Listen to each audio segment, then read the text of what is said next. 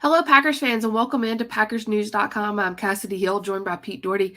Pete, it's been a while since we've done one of these with our unexpected early offseason. Yeah, it feels like it feels like forever. It does. It does. Of course, this is a little bit of an earlier offseason than a lot of people thought that the Packers would have. Uh, Guys who sort of already scattered back to their home bases. And as far as the Packers are concerned, it's time to focus on 2022. And what that sort of team will look like and what that sort of coaching staff will look like. If you have any questions, go ahead and drop them in the comments. We're going to get to them here in just the next couple of minutes. But before we do, Pete, let's jump first into some of the changes that have happened on the coaching staff for this Packers staff and this Packers team. Did you sort of, and we sort of knew that Nathaniel Hackett was on the job market this year, and Matt LaFleur had all but told us during the season, if Hackett gets a job, we're going to promote from within. But then, of course, they did conduct a couple of interviews. Did you sort of expect the promotions that happened, or did you think someone else would come in? And is that a good move? Yeah, it was just a question of whether it was going to be Getsy or Stenovich to replace Hackett at offensive coordinator, and the Bears kind of made the decision for the Packers because they gave Getsy their offensive coordinator job, and he'll be calling plays there, which he would not be doing here. So of course he took it, and LaFleur let him go. I think LaFleur had actually asked to let him go, but that took out that option. And push comes to shove, I'm guessing they might have gone Stenovich anyway, because of how important the offensive line play is and what a good O-line coach he's been, and how important the run game is to LaFleur's offense. And it's a really idiosyncratic run game.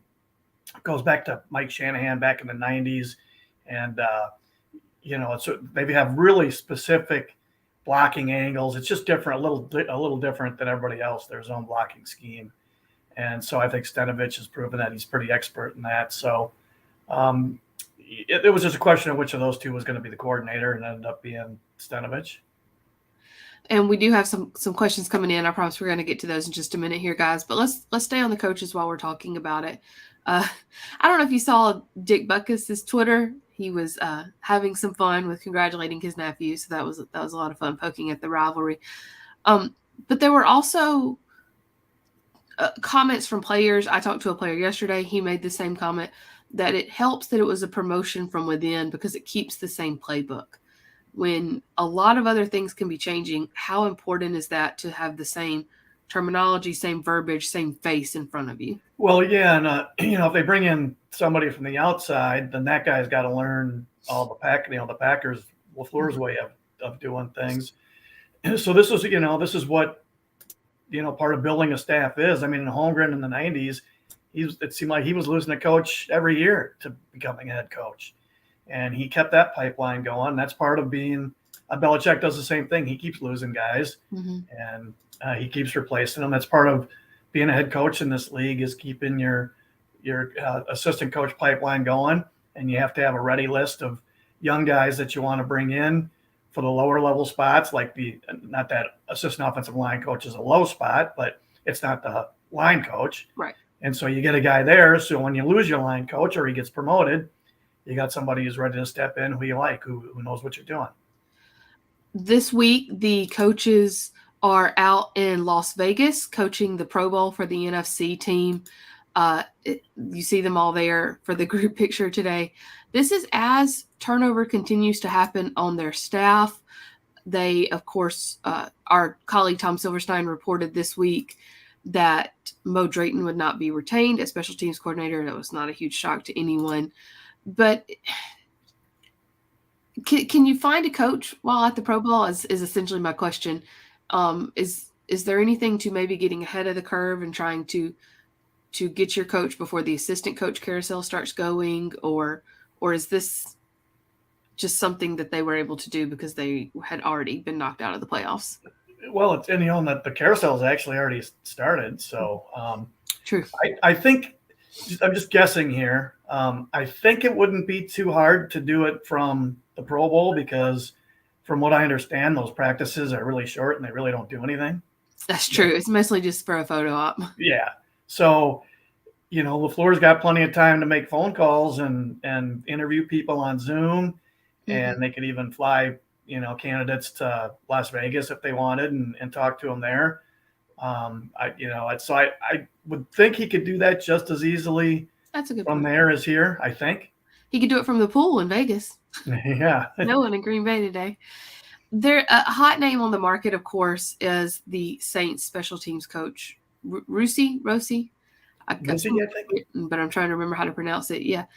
Is that a viable name for Packers fans to keep an eye on? I don't think so, because I think he's under contract with the Saints for another year. So even if he doesn't get the head coaching job, he's still under contract as their special teams coach. And there's a really good chance that the next coach, the Saints might be basically saying, to whoever the next coach is, we want you to keep this guy. So I would guess that he would be back with them. So unless you see something differently, I think that would be a safe assumption. Okay.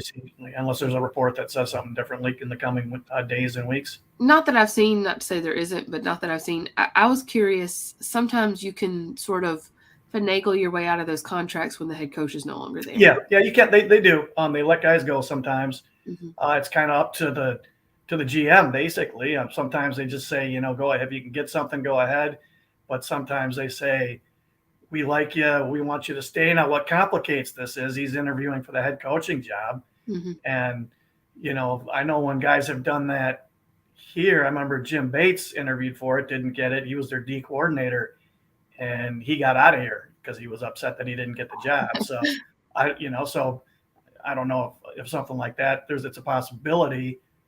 Something like that could happen where he would do everything he could to have the Saints let him out of his contract. Yeah.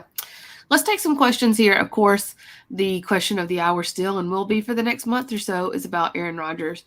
Josh asked, if Packers give an extension to Rodgers, if you were Jordan Love, would you sit patiently or ask for a trade? I think he's got no choice. He has no leverage, so he can't force a trade. So it's just a matter of whether the Packers would trade him. I don't know why they would. I don't think they can get much for him with how he played last year. But you give him another, another offseason, because if Rodgers resigns or comes back, I'm sure he won't show up for any of the offseason stuff except mandatory minicamp. Love will get all those snaps, and then maybe he'll play better in preseason.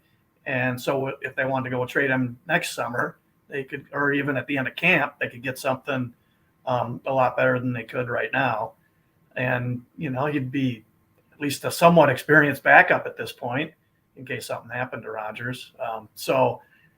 He just doesn't have much say in the matter. I'm glad you said that, because that goes into this next question. Jordan Love may not have much say, but could the Packers be wanting to move on from him? Matthew asked, would you trade Jordan Love for a veteran quarterback? As I hope they keep Adams. We'll get into that in a minute. Pete, before you answer, I want to share a quick story that a lot of people have probably heard. It gets shared a lot. It gets shared on Twitter every year, but it got shared again today. Andrew Brandt talking about how every year he would bring in a veteran backup for Brett Favre. And every year he'd call Doug Peterson, and Doug would answer and say, how many quarterbacks did you call before me this year? And he'd give him a number, and then he'd say, okay, go ahead and send over the contract. And he'd come in. Doug Peterson, of course, was announced today as the new Jacksonville Jaguars head coach. Is there something to having that comfort level there, that safety blanket of a veteran quarterback behind another MVP veteran quarterback?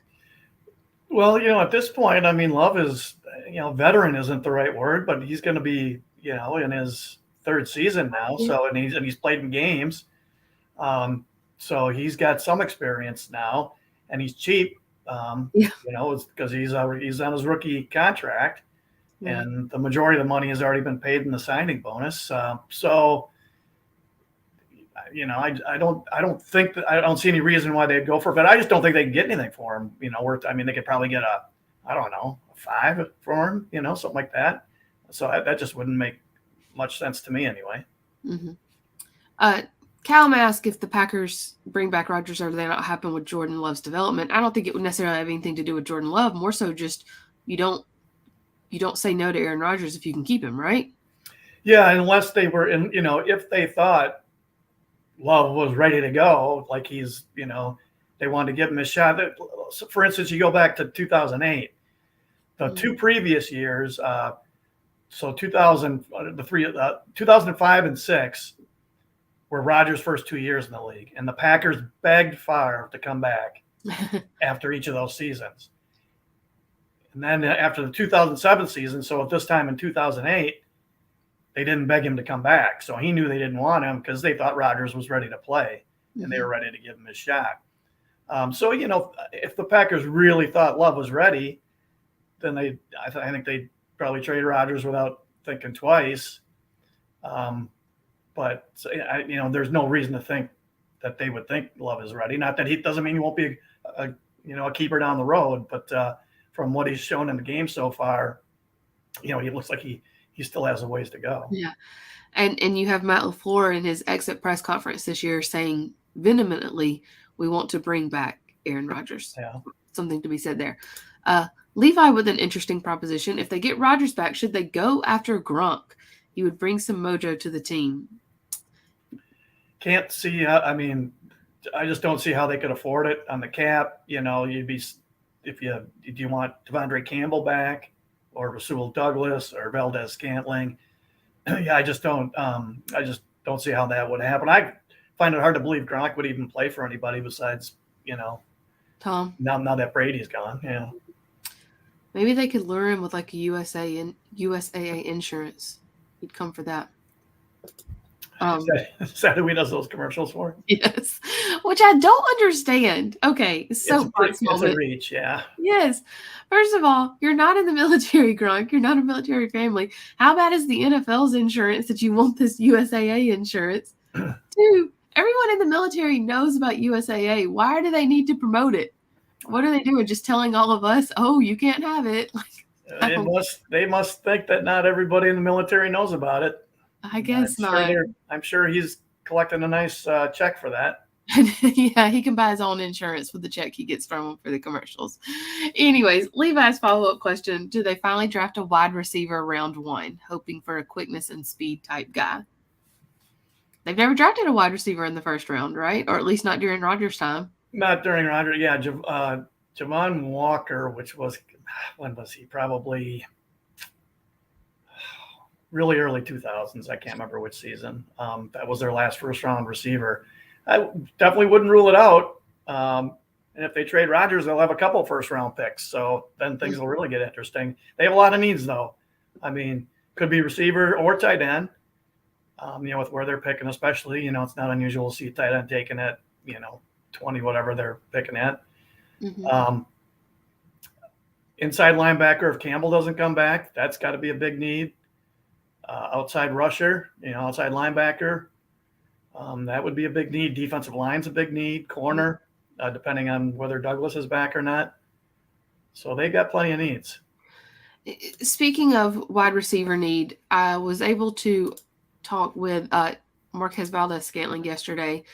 We're just going to pop up a quick video of what he had to say about wanting to be back in Green Bay. So what does this offseason look like for you? Travel, spend time with my family, my friends, and see where I'll be playing at next football season. Obviously, I would love to be back in Green Bay.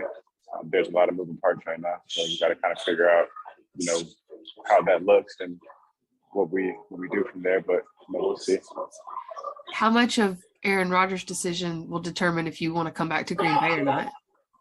Well, obviously, he won't be there forever, So, right. That's kind of the thing I was alluding to. If he decides to retire, then he won't be there, MVS made sure he looked good while he was doing that interview, getting his haircut. He is back in Tampa.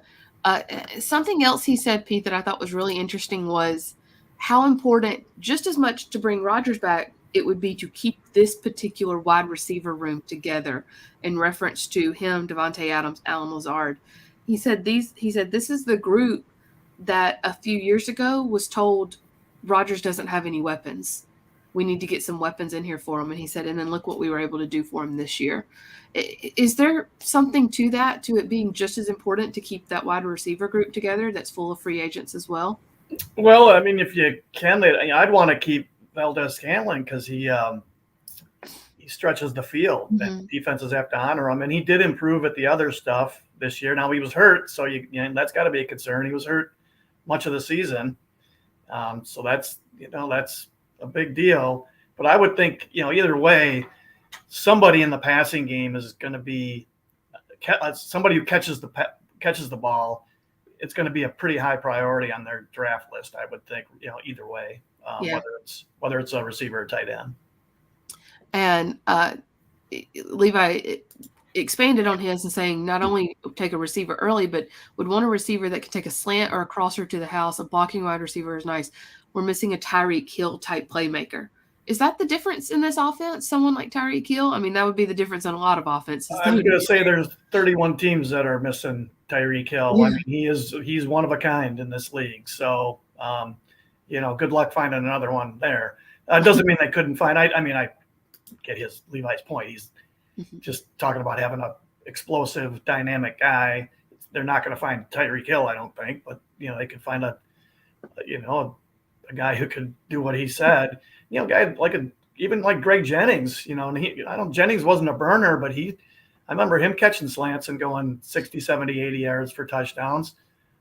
He was a second round pick. You can find really good receivers in the second, third, even sometimes fourth round. So, maybe use the first round pick on a more of a premium position, a pass rusher or a corner. And then, maybe take a receiver in the second, but maybe there'll be a guy there at the end of the first round who they really like. Our colleague Tom Silverstein has mentioned to me several times that this is a middle heavy draft. It's not top heavy, but it's a great like day 2 draft that you're just going to get in there and you can find so many playmakers in that second, third, possibly even fourth round. Speaking of corners, Josh asked, would you bring back Kevin King on a 1-year deal? Not at $5 million. It would have. I think I would want it to be less than that. You got Stokes and Alexander. So I guess if you're ready to play Alexander in the slot, no, I wouldn't bring King. He's hurt too much, so no, I wouldn't. How's that? There you go. I like it. Simple no. Yeah. Brett reminds us, and Google confirmed it. Javon Walker was a 2002 draft pick, so that would have been pre-Rodgers, as we said, because that was one of the beefs this past offseason, right? Was that in his entirety as a starting quarterback for the Packers, the only time they'd ever used a first-round pick on an offensive player was for Jordan Love. Is that correct? I don't think so. I think Bulaga was a first-rounder in like 2010 or right in there. I think. So that's a tackle.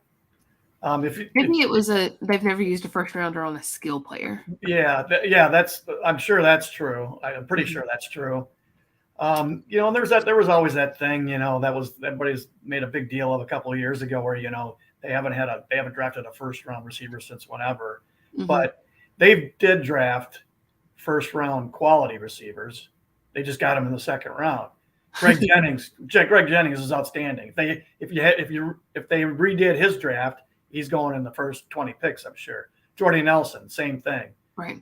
I mean, Devontae Adams was a second rounder. He's the best receiver in the league. So I think that, that haven't drafted a receiver in the first round thing is kind of meaningless in my humble opinion. Don't be humble for an opinion. Speaking of the draft, since that is where attention is turning now, there are scouts down at the Senior Bowl this week. We're getting ready for the Combine here in the next couple of weeks, and then pro days across the country. Gary asked, did they specifically draft a return specialist this time? I would think so. How can they not? How can they not do, because I don't think they can sign one with all their cap issues. That'd be tough to find somebody. I mean, maybe you could find a guy who was pretty dynamic at something like that, who gets undrafted for some reason. Maybe he's really small or, who knows. But I would think, fourth round on, that's got to be in play. We talked about this during the season. I mean, their return game has been bad for a long time it's one of those things. The returner does so much more for the return game than the blocking does. Blocking matters, of course, but you put Devin Hester back there and they'd have the best return game in the league. So, they badly need a return guy. And I think Gutekunst needs to bite the bullet and just draft a guy who's going to be a returner and, you don't worry so much about how much he's playing at receiver or running back or whatever his regular position is. Right. Speaking of that, I'm going to jump to this question. I know I jumped over a couple, so guys, don't worry. I'm coming back to yours if I did. Levi asked, does Scoot finally pay for bottom of the roster guys after this special teams unit? I wanted CPAP bad last offseason. I'm doing a special teams project that I'm really excited for y'all to read when it comes out in a couple of weeks here, and have talked to a couple of guys in the league that are special team starters. One of them said something interesting to me. He was like, he said, you don't have to focus so much on putting starters on special teams. He said, when you look on special teams, you need to focus on your long snapper, your kicker, your punter, and your returner. He said, those are the 4 where you want to put your talent. And he said, the rest, it's about fundamentals. If you can teach proper fundamentals, it doesn't matter if you've got an 8-year vet or a rookie out there. And he said, and that comes down to practice and coaching and habitual reps. And so, I mean, do you need to pony up for a special teams position besides those 4? Interesting question. And there's a lot of truth to what he said. I did talk to a scout about a week ago who said, one of the things that the Packers don't do is they don't keep guys on second contracts who basically their main role is a special teams player. All their core special teams players are guys on rookie contracts. Mm-hmm. And, one reason for that is that's just their approach. They're not going to spend money on a special teams guy, a special teams cover guy. And second, when you got a quarterback, you're paying that much money. It's tougher to do that anyway, to afford that. So there's probably something to that. But yes, of course, the most important thing is those 4 positions you just said. And they were bad at long snapper, just okay at kicker. Punter was really good early and not very good late. And their returner was bad. Right. So, they need an upgrade at several spots there. Yeah, at the important ones too. The comment from YouTube: I'll settle for a Deebo Samuels type receiver. Oh yeah, just that. So far today, we've settled for Deebo Samuel and Tyreek Hill. Just give me those, and we'll be. Well, you make do with what you got. You make do.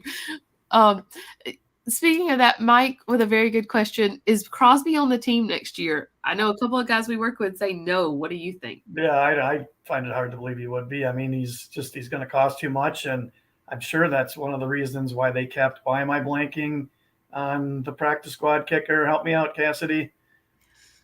That guy. Yes, I can't believe it. No, I've got it right here. Let me look. But that's why they kept a kicker on the practice squad. One, it was a COVID hedge, in case Crosby got COVID on a Saturday or, the day before a game.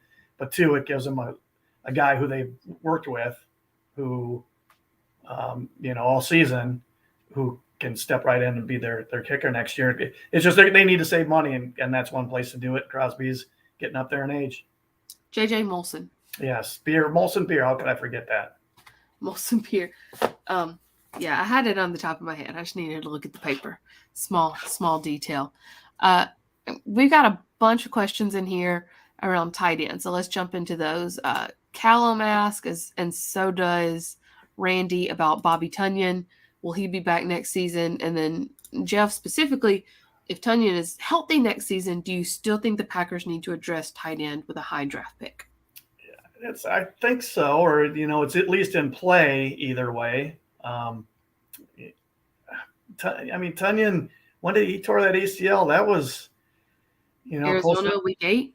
Yeah, that was like halfway through the year. So, that's a long recovery from that. I mean, not everybody goes as poorly as Bakhtiari's did, but you're still talking, probably at least 10 months for Tunyon, I would think, and more likely a little more than that. So he's probably going to end up missing, at least part of the season, maybe half of it. So, I don't know.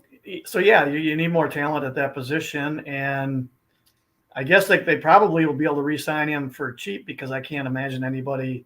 I find it hard to believe anybody would pay big, give him big guaranteed money to a guy coming off an ACL. Might be out for half of the year. Yeah. We have a question here from Karen about Crosby's contract. I'm checking. I believe that given the way it's structured, even with another year on his contract, he can be cut without too much penalty on the Packer side. There's no extra, like whatever signing bonus money is on his contract for next year. Mm-hmm. It's just next year because there are no years after that, so there's no acceleration. So basically, they would whatever his base salary is, and I think it might be $3 million. Yes, it's $2,250,000. Okay, so 2.2 with a prorated bonus of $1,330,000. Yeah, so they'll just if they cut him, they'll just wipe the 2.2 off the books, and they'll pick up that much in cap room. Yeah, they pick up 4.7. It looks like. Oh wait, no, it would depend on if he's cut before or after. So they'd pick up around 2.3. How many years does he have left on his contract? Does it say there? Let's see. He did a restructure, but I bet it's got voidable years. So I think he's only got the 1 year left. Yes, 2023 through 2025 are all voided. So he has 1 year left, 2022 at 2.2. Okay. So it could be worth it. And then I'm going to take a couple more here, and then we'll wrap up and let Pete get on about his day. A couple of questions again about the receiver unit. Do we see Allen Lazard back? I think he's one of those that, for as much as we focus on Devontae Adams and MVS, Allen Lazard really came on towards the end of the year. Could be worth seeing if he can stretch that out. He did. He's got that exclusive rights tender now. Yeah, I think he's a restricted free agent. That's right. Yeah, I didn't mean. I'm sorry, I didn't mean exclusive rights. I meant restricted. I saw exclusive rights on the comments here. So there's 3 different levels, and if they give him the lowest tender, if somebody else signs him, they don't get anything in return because he was undrafted. So to get something in return, they'd have to put the second round tender on him, but that's going to be like $3 million something, I think. So they got a decision to make there. Do they think if they give him the lower tender, do they think somebody will offer him a decent contract? I think that's a viable risk. Yeah. Because he put enough on tape this past year that a receiver needy team would be willing to pay. In my opinion, they might. So they're gonna have to. That's one of the many decisions they have to think through there, and that's either way. That's a lot cheaper than what Valdez-Scantling's going to cost. I mean, I know that some people are still really down on him. Cobb coming back though. And I find it hard to believe, and I mean, it's just that it wouldn't make much sense. And Valdez-Scantling, he's tall and he can really run, and teams like speed because you can stretch the field. Exactly. Last one we're going to take here from Revo. When do we get our new special teams coach? I'm not even adding anything to that. I'm going to let you weigh in with your opinion. Well, I do not know. For all we know, it'll be announced 20 minutes after we sign off here, or maybe it'll be 2 weeks. I don't. Yeah, there's just no way to know at this point. Do you think that they risk like not getting certain free agents that they might want at a returner position or something like that without a special teams coach? No, money does the talking there. Money talks. Yeah. So they'll have one before free agency starts. So I mean, I'd be surprised. I mean, I'd be surprised if it takes 2 weeks to get a special teams coach in. Yeah. I would think it would be done in something less than that, but I don't know that for sure though. Sometimes these things take a while. I lied, Pete. This is going to be the last one, but for real this time. Any chance Bott gets cut, traded, or an injury settlement after this ACL injury? Injury. A lot of money this year to play 27 snaps. Yeah, they sure did. Injury settlement doesn't play into it. You only do that if you're on IR and then you're ready to come back and the team wants to cut you. So this is like when the season starts. So then they pay you for how many games you would have missed. I think if I remember right, it's like they would add like $4 million to the cap because that he had a huge signing bonus and all that would accelerate if they cut or traded him. So I don't see that as a viable option because it would actually cost them cap money. Whereas, they can do one of those contract restructures, a max restructure, And I think they can save like $8 or $9 or $10 million, something like that. So you're talking a $14 million swing on the cap there. You know, the $4 million that they would be eating if they cut him, and the $8 or $9 million or whatever it is that they pick up if they restructure. So I don't think cutting him is viable this year. And especially if they can have that sort of swing with the cap situation they're in, it'd be worth it. Yeah, they need every penny they can free up. They're gonna start a GoFundMe to fund their cap. Pete, thank you very much for your time. Thank you all for watching, listening in, providing your questions. I know that we aren't doing these as often during the off season, but we won't leave you hanging. We'll be back at least once a week, if not more. Pete, thanks so much. Go enjoy your weekend. You too, Kassidy. Thanks. Bye, guys.